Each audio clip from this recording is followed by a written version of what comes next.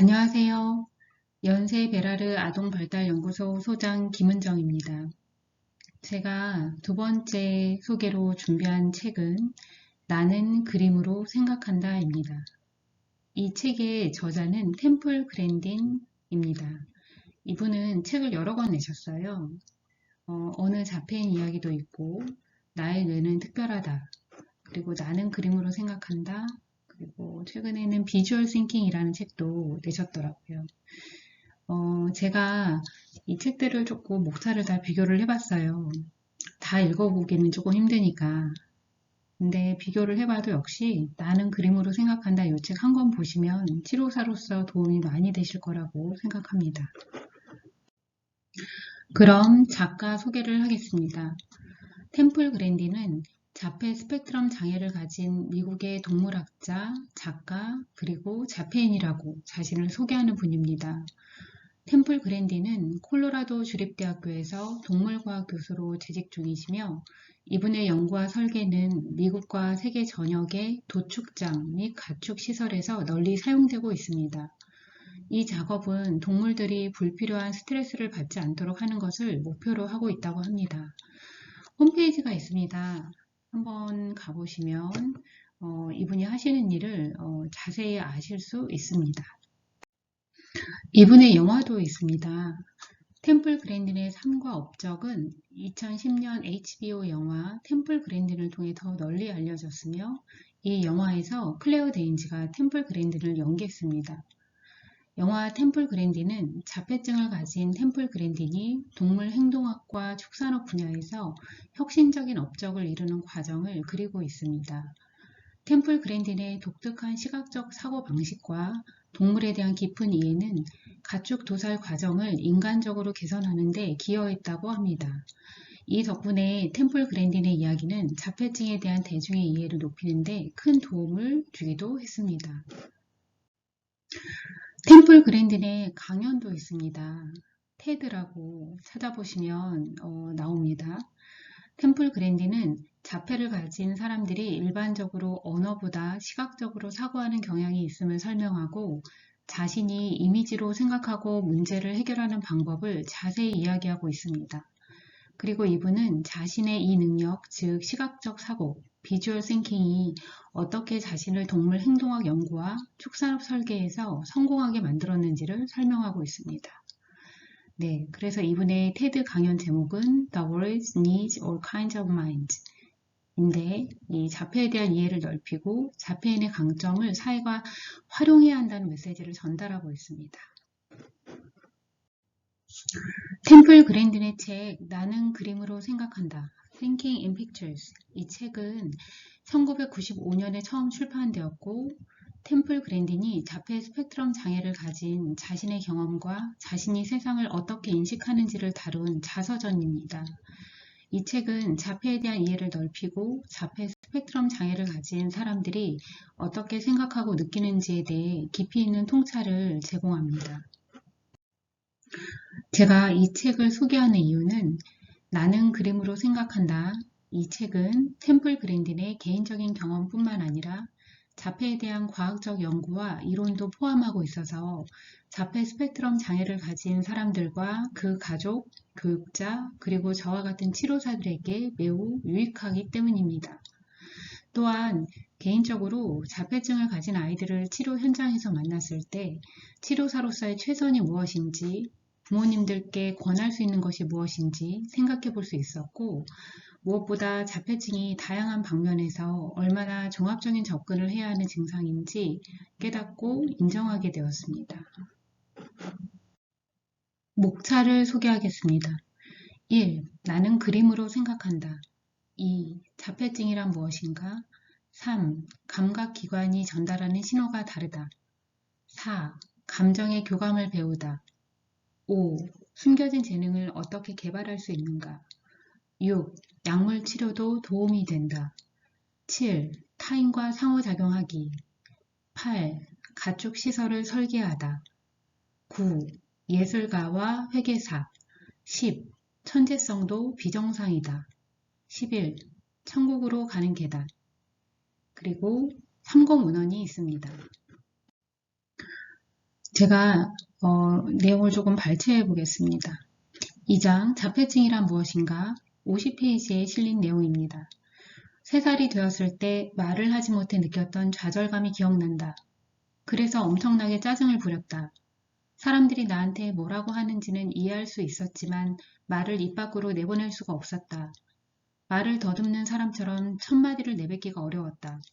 처음으로 겨우 몇 단어를 입 밖에 냈는데 그것도 무척이나 힘들었고 대부분 이름절짜리 단어였다.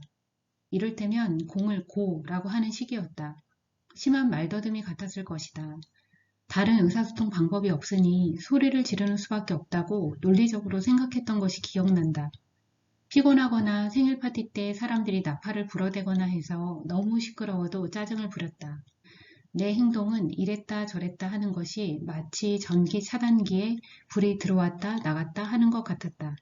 한순간은 좋았다가 다음 순간에는 바닥에 누워 발로 차고 미친 살쾡이처럼 소리를 질렀다.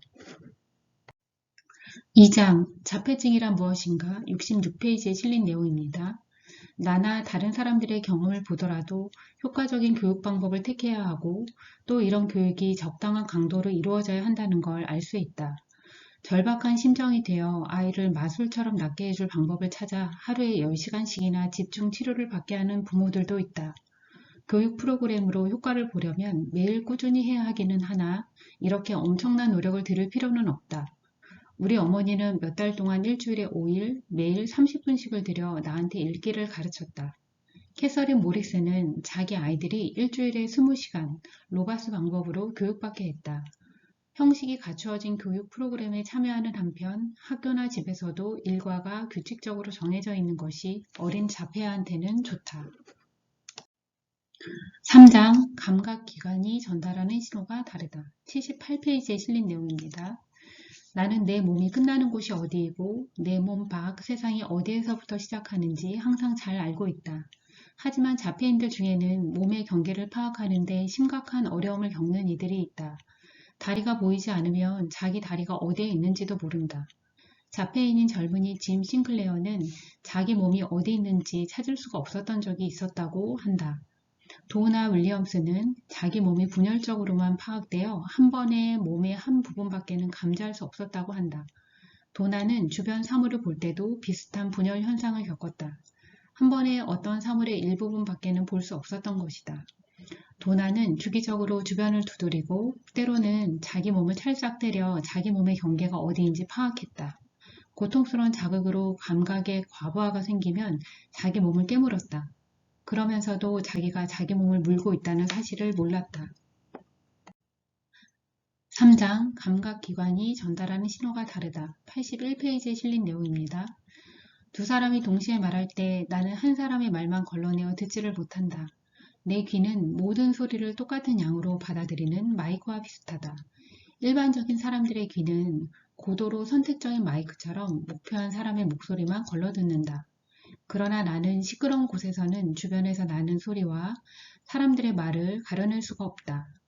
어릴 때는 친척들이 여럿 모여 북적대는 곳에 가면 견디질 못하고 자제력을 잃어 울컥 짜증을 폭발시키곤 했다. 생일 파티는 온갖 시끄러운 소리가 동시에 울려대는 고문장과도 같았다.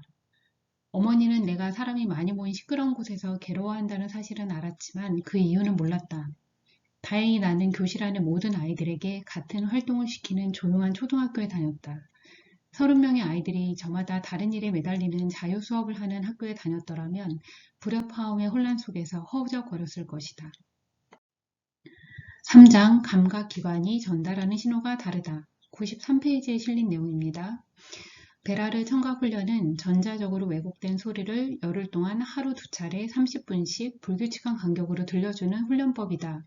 이 기계는 환자가 특히 민감하게 느끼는 주파수의 소리를 차단해주는 장치도 있다. 이 훈련을 받은 사람들 가운데 절반 정도가 청각 과민성이 감소되었다고 말했고 몇몇 사람은 귀 속에서 들리는 웅웅거리는 소리나 다른 소음이 줄어들었다고 했다. 이 기계가 자폐증을 낫게 해주는 장치는 아니지만 유익한 효과가 있는 것은 틀림없다. 6장 약물치료도 도움이 된다. 155페이지에 실린 내용입니다. 검사에서 감지되지 않는 비정상성도 있을 수 있다. 내 경우는 정상적으로 언어가 발달한 기간이 없었다. 안타까운 사실은 현재의 진단 체계는 여러 종류의 자폐증을 하나로 취급하여 진단하고 있다는 점이다. 약물 치료의 관점에서 보면 그것은 사과와 오렌지를 뒤섞어 놓는 것이나 다름없다. 3살 이후에 언어를 잃으면 이런 장애는 자폐증이라기보다는 후천성 실어증 붕괴성 장애 혹은 랜도 클레프너 증후군으로 분류된다. 랜도 클레프너 증후군을 겪는 한 아이는 자기 귀에 이상이 있어서 뇌가 제대로 작동하지 않는다고 자기 엄마에게 말했다.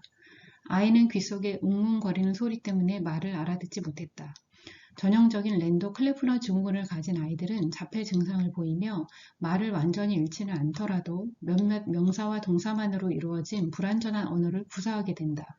또 어조가 단조롭다. 러만 박사는 증상이 처음 나타났을 때 치료해야 약효가 가장 크게 나타난다고 말한다. 간질 증상으로 뇌가 많이 망가지면 망가질수록 아이가 언어를 회복하기는 점점 더 어려워지는 것이다. 이상으로 나는 그림으로 생각한다 책 소개 영상을 마치겠습니다. 저는 다음 책 소개 영상에서 뵙겠습니다. 제 영상이 마음에 드셨다면 구독과 좋아요 꼭 눌러주세요. 예, 영상 시청해 주셔서 감사합니다.